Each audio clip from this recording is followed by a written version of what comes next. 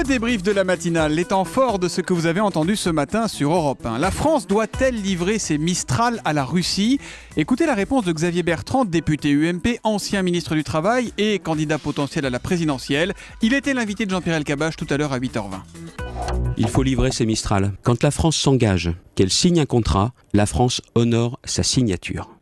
Je sais bien qu'il y a beaucoup de pression, notamment de nos alliés américains, pour nous dire, compte tenu du contexte en Ukraine, compte tenu des visées de la Russie, il ne faut pas le faire. Les mêmes qui nous donnent ces gentils conseils seraient les mêmes qui, lorsqu'il y aura des prochaines signatures de contrats d'armement, diraient « Ne signez pas avec les Français, ils sont capables de revenir sur leur position et sur leurs décisions ». Alors sur le même sujet, Hervé Morin, qui était ministre de la Défense en charge du dossier à l'époque, a lui changé d'avis. La France, dit-il, doit annuler la vente de ces navires de guerre. La situation géopolitique a changé.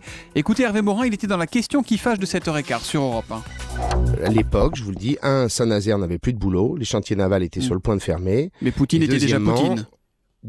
Oui, mais en même temps, nous avions tous décidé, Européens, au sein de l'Alliance Atlantique, de construire un nouveau dialogue avec les Russes pour faire en sorte que nous n'ayons plus les lunettes de la période de la guerre froide.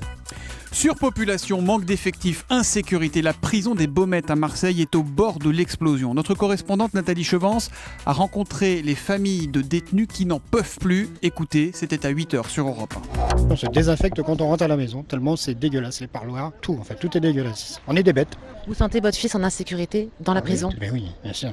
Tous les jours il se passe quelque chose et il a peur de sortir, il n'ose même pas aller en promenade, tellement c'est dangereux. Il n'ose pas les doucher. Parce qu'il a peur.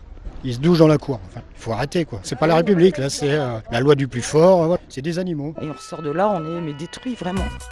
Pourquoi les jeunes adolescentes sont-elles de plus en plus nombreuses, jeunes françaises, à vouloir partir faire le djihad en Syrie ? Écoutez les explications de notre spécialiste Didier François. C'était à 6h45 dans Europe 1 vous répond.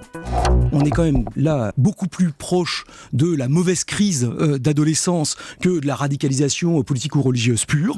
C'est en tout cas ce qu'estiment les enquêteurs qui comparent souvent leur parcours à celui d'autres jeunes qui pourraient rejoindre des sectes. Attendez, ça veut dire quoi ? Ça veut dire qu'il y a 20 ans on était punk et qu'aujourd'hui on est djihadiste, c'est ça quand on est ado ? Ça fait partie des thèses, des explications possibles. Il y a partiellement ça, c'est-à-dire comment embêter les parents. Et puis Sanofi a annoncé des résultats positifs dans le traitement du cholestérol avec bientôt un nouveau médicament. Ce sujet vous a fait réagir. Et nous avons une question sur europe1.fr posée par Patrice qui nous écrit de Bréal dans la Manche. Question, quels sont les effets secondaires de ce médicament ? Cette question, je vous la pose, Mélanie Gomez, chef du service santé d'Europe 1. Eh bien en fait, aucun, c'est la réponse. Parce que donc, cette étude qui est une étude d'efficacité de phase 3, c'est vraiment la dernière étape avant la commercialisation du médicament.